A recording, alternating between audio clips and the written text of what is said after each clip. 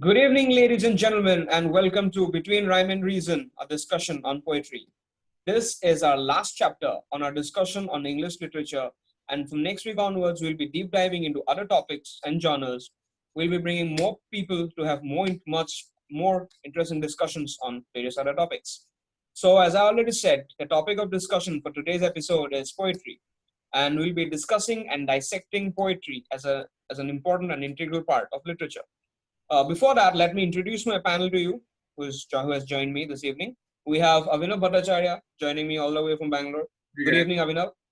Hey, good evening. And also joining us today, all the way from the US of A, is Devjani Bora. Good morning, Devjani. How are you?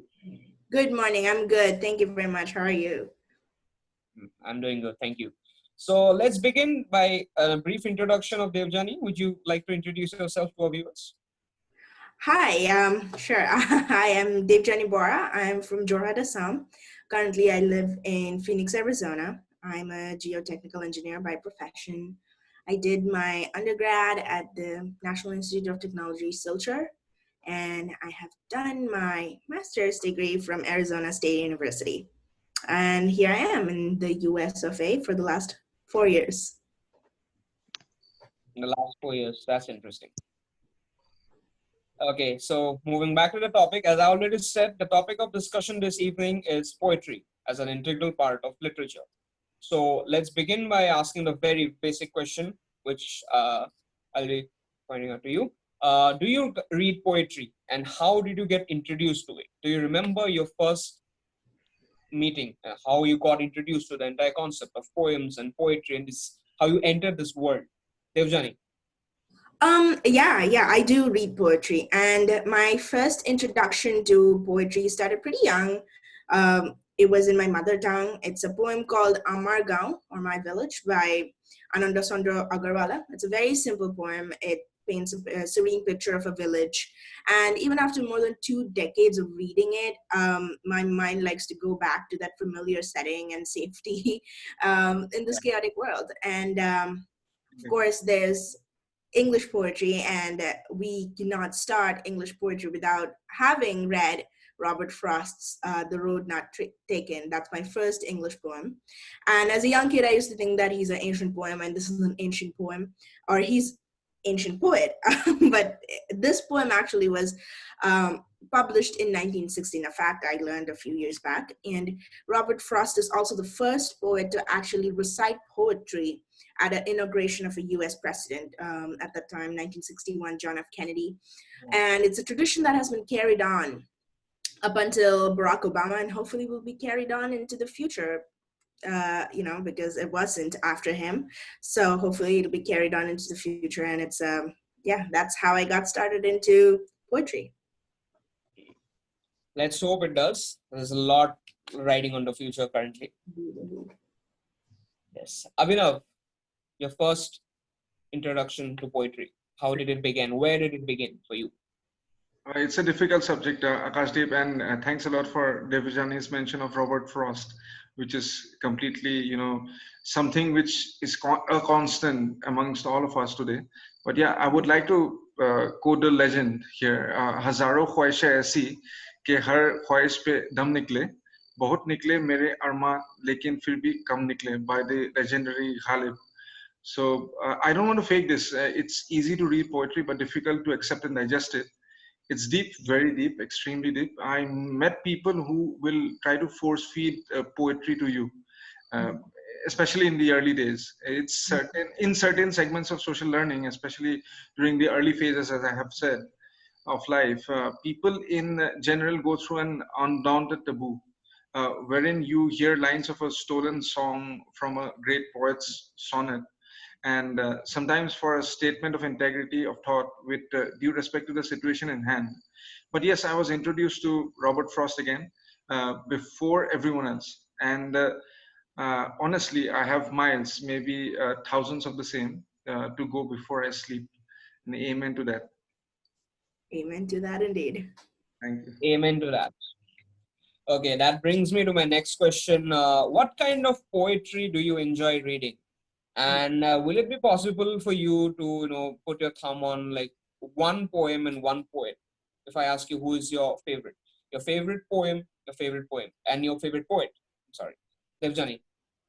Um, I like poetry that invokes beauty. We could use some of that in this world. One of my favorite poets out there is Pablo Neruda, and one of my favorite poems that he's ever written is called Love, or Un Amor in Spanish.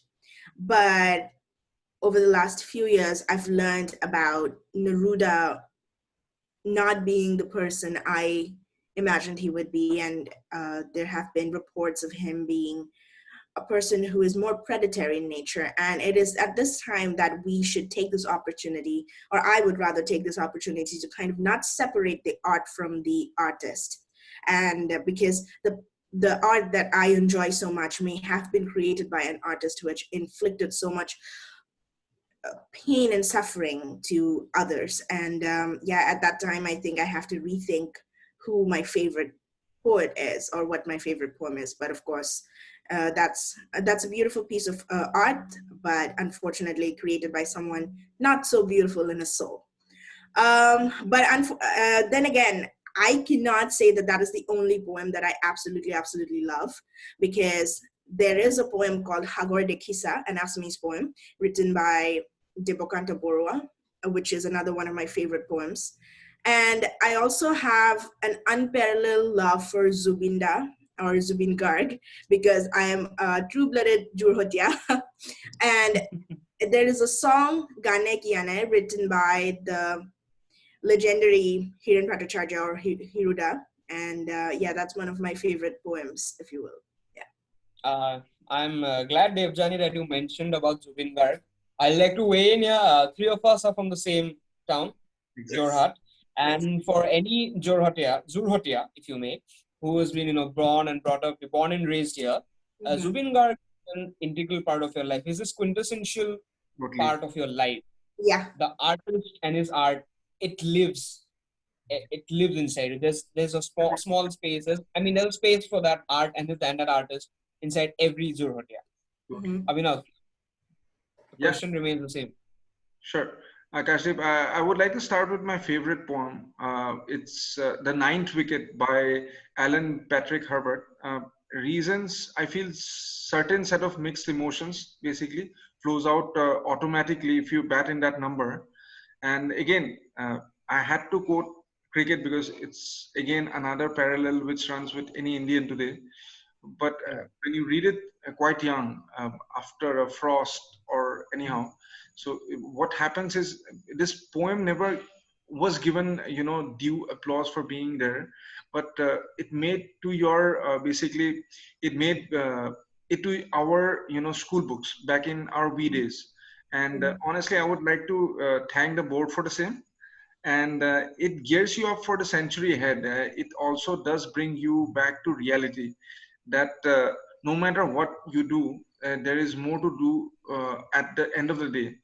And also the fact that just like a cricket match which has ended, another is just around the corner, just like another day in one's life. And I have seen the only contrary situation was Macmillan, I guess, from South Africa, who was a bowler, and he came in the ninth wicket and batted for a day or two and made 106 runs or odd.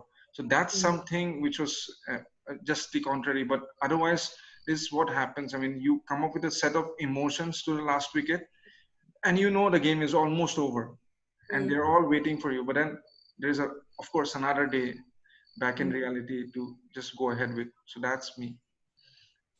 And of course, I would say, following on from the latter part, I would like to answer the first part of the question. Poetry is a difficult subject again. If it does touch you, that doesn't mean it's not for anyone else.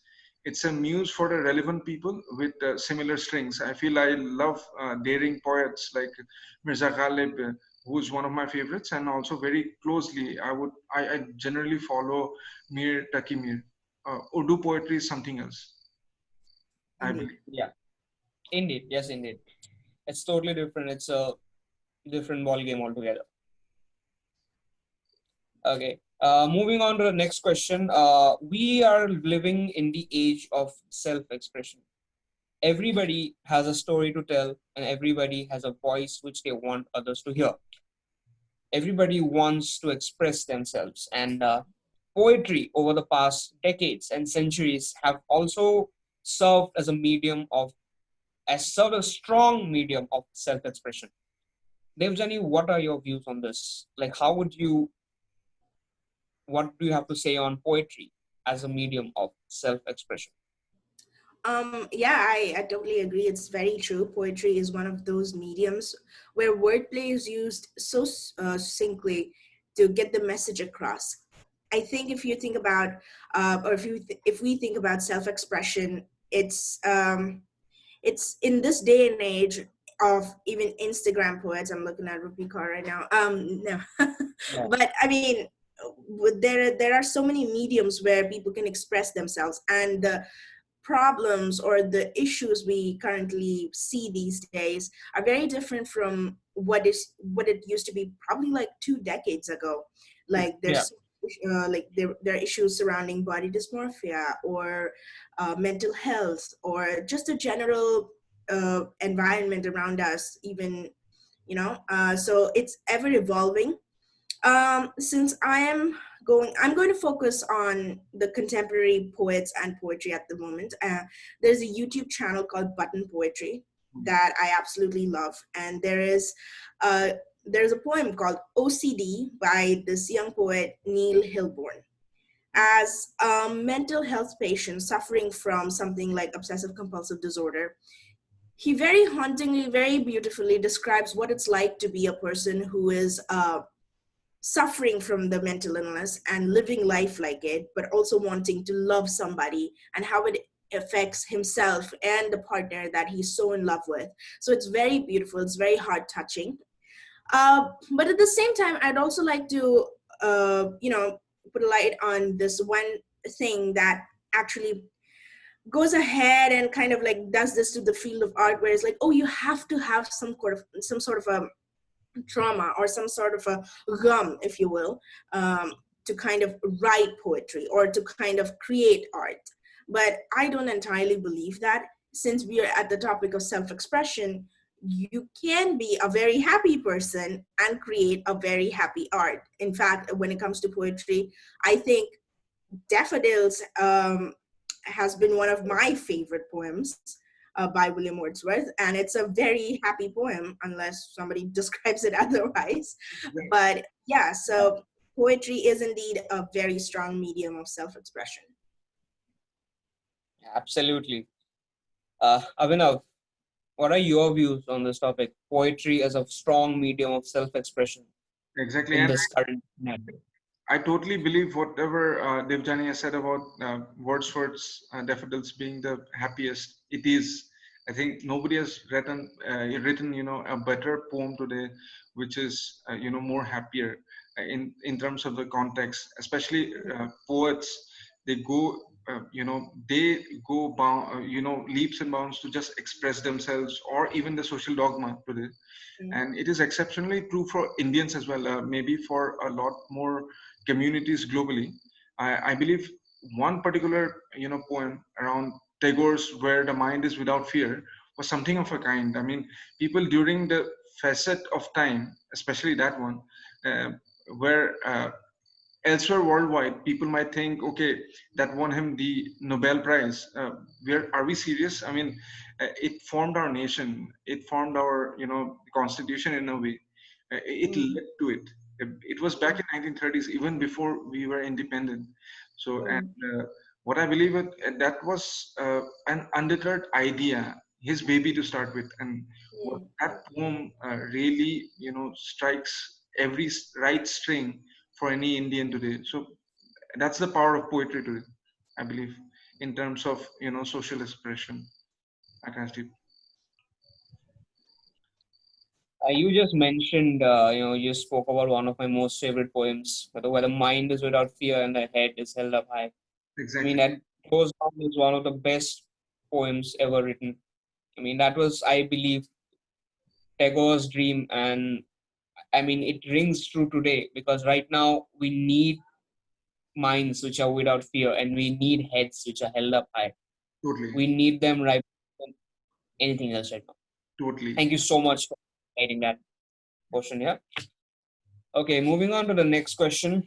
Poetry literature has also been a strong medium of social commentary, not just right now, even over the past centuries.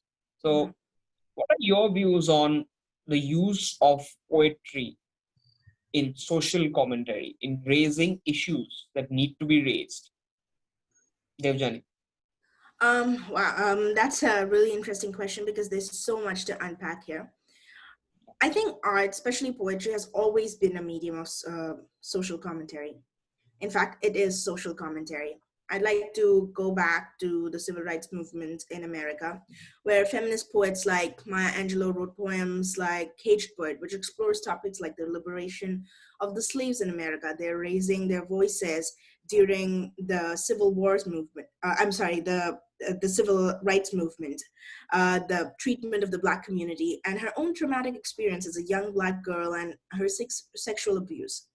The same topics are also revisited in her other poems, like there's a poem called Harlem Hopscotch by her, which kind of brings forward the picture of generational wealth gap in the African American community and how it kind of like affects them. And those are topics that people are battling even today. Those are the topics that people are raising their voices against even today. And it's very relevant at the current moment that we are noticing in America, where the voices are getting louder, increasingly louder for justice. And those topics have been raised almost 60 years ago. Those topics are being raised now. So it's part of the social commentary that we notice. I would also like to talk about Emily Lazarus's sonnet, The New Colossus, which is cast in bronze and mounted on the pedestal of the Statue of Liberty. And the reason I bring it up is it's been used quoted as a sign of welcome for the new immigrants arriving in America. And the famous words that goes as, "Give me your tired, your poor, your huddled masses yearning to breathe free." And over the time, it has been the sign that says you are welcome here into America, into this new world, into a new life. And it's been literally cast in bronze in there. And it's something that America as a country is in its essence, but there are forces out there trying to like re-code it, rewrite it. And I think we have to be very careful about it. And, we have to be careful to not let people rewrite history in a way that suits their agenda. So it's part of a big social commentary out there. And even back home in Assam, we have poems or songs, if you will, like Ah Ah Ulaya by Dr. Bhupen Hazarika, the bard of Brahmaputra. That poem or a song like that has been used as a clarion call in the past and is being used as a clarion call now when people are fighting for the preservation of our culture, preservation of our worth as a jati, as a community. So yeah, it's absolutely, poetry has been a part of a social commentary, is a part of social commentary, and will continue to be a part of social commentary. I'm delighted and very, very happy that you mentioned about Ah Ah Ulaya by Dr. Bhupen Hazarika, the bard of Brahmaputra. So it was used as an anthem of rebellion back in the late 70s and early 80s when the student movement in Assam was at its zenith, which led to the Assam Accord half a decade later. Even in the late 2019 and early 2020, when the contentious Citizenship Amendment Bill was back into public discourse, when it was back into the parliament, it was used again. And I remember I was in Delhi back then, and protests had broken out at Jantar Mantar, and there were this group of Assamese people sitting there at Jantar Mantar and singing this particular song, Ah Ah Ulaya Khazak Zonata. So yeah, social commentary, anthems of rebellion, and there you have it. Abhinav, moving on to you. What are your views on poetry as a medium of social commentary? I totally get a point, and this is one of the most important questions for today, and I completely sync with you guys in terms of that, and in terms of what you have said. and you guys have said basically around, social commentary in terms of poetry as a medium, and also connecting with the communal, agitations which need to happen sometimes. The communal basically realization of what is right and wrong. So that is very necessary. And yes, I would like to go by the current mood as well, and especially by the effect of titanic cultural clashes and its impact on social dogma today. I mean, the current Indochina hold up in the curiously defined borders we have today. It's very curiously defined though, with not only Yeah. just China.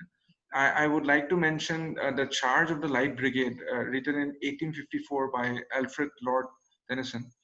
Uh, he is a great poet, definitely, and the poem deals with the theme of, patriotism in conflict. Interestingly, I always felt that Tennyson's The Charge of the Light Brigade, was an anti-war poem. But everyone else has their opinion these days, and I believe what the poem stands for is the reality of war, and especially the change in social commentary led by uh, what by just the whiff of it, basically, the topic of war. And now pause everything else and imagine the number 35.5%. This is the joint population percentage of India and its starkly leftist neighbor in 2020 in terms of world population. Finally, I believe the world needs to understand what was the same percentage in terms of the overwhelmingly publicized and infamous World War II, engagement itself. So it was completely smaller than this particular number.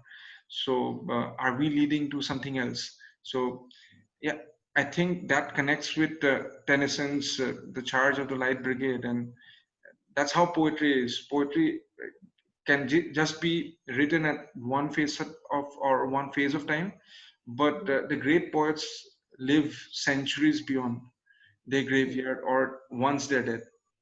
So Absolutely. that's something which clicked. Art is something which lives on forever. Exactly. Yeah, and fun fact about that one poem, Abhinav, Charge of the Light Brigade, it Yeah. was adapted into a song by Iron Maiden in the early 80s. The name of the song is The Trooper. Oh yeah, definitely. Yeah. And I'd like to weigh in here and just speak about this one little poem that caught my attention during the anti-CAA protests. It's a poem by Amir Aziz, and a few of the lines which really caught my attention was तुम जमी पे जुल्म लिखो हम आसमां पे इनकलाब लिखा जाएगा सब याद रखा जाएगा, which loosely translates to you fill the streets with injustice and atrocity, will script revolution in the sky, every single thing will be remembered. Exactly. Yeah. So that kind of holds true for what was happening in this country before we were attacked by COVID-19. So even there, poetry was a very strong medium, and even Roger Waters, the legendary bassist from Pink Floyd, had had a translated bit of this poem in one of his concerts, showing his solidarity towards the whole thing. And that brings me to my last question of this discussion. This is how I usually end all my discussions. I've been ending it for the past 1 month. What are you currently reading, Devjani? I'm actually not reading poetry. Well, I'm actually reading or rereading this one book called Freakonomics by Stephen Levitt and Stephen Dubner. Indeed, yes. Yes. Uh, Yes. so I read that book almost 5 years ago, and when I was Yeah. in college, and it was an interesting read back then. It was like, oh, this is very interesting how they're, associating various things that I wouldn't have thought about associating in real life. But it's even more relevant and even more, I think, in a way easier for me to understand, because once I moved to America, I learned about newer topics. I learned about how Roe v. Wade, which I was not aware of. I learned about, the different other examples about how, no child left behind is a policy that is being used here in their schools. So those topics that have been used, those like as an example in the book, are more relevant to me now, so helps me understand this book even more. So yeah, it's been a very interesting read even now, especially now that I'm rereading the book again. Okay. That's an interesting book. I've read it. I've also read it back in my college days. Yeah. Abhinav, I'm giving you the last and final word for this discussion. What are you currently reading?